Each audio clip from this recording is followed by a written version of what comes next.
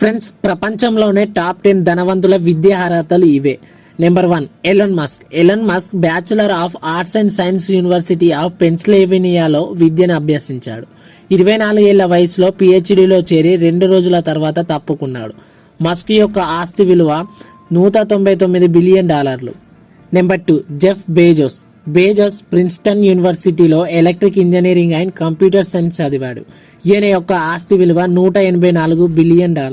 Number 3 Bernard Arnault ప్యారిస్లోని Ecole Polytechnique లో engineering చేశాడు.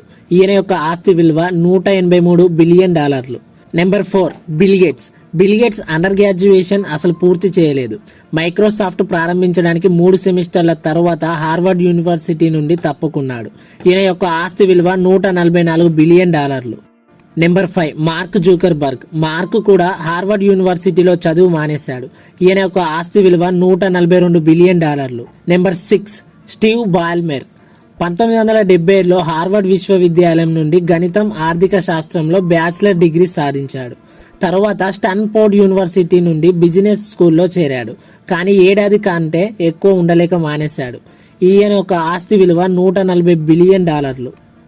నెంబర్ 7 లారీ పేజీ 1995లో మిచిగాన్ యూనివర్సిటీలో కంప్యూటర్ ఇంజనీరింగ్లో బ్యాచిలర్ ఆఫ్ సైన్స్ చేసి 1998లో స్టాన్ఫోర్డ్ యూనివర్సిటీలో కంప్యూటర్ సైన్స్లో మాస్టర్ ఆఫ్ సైన్స్ సాధించాడు.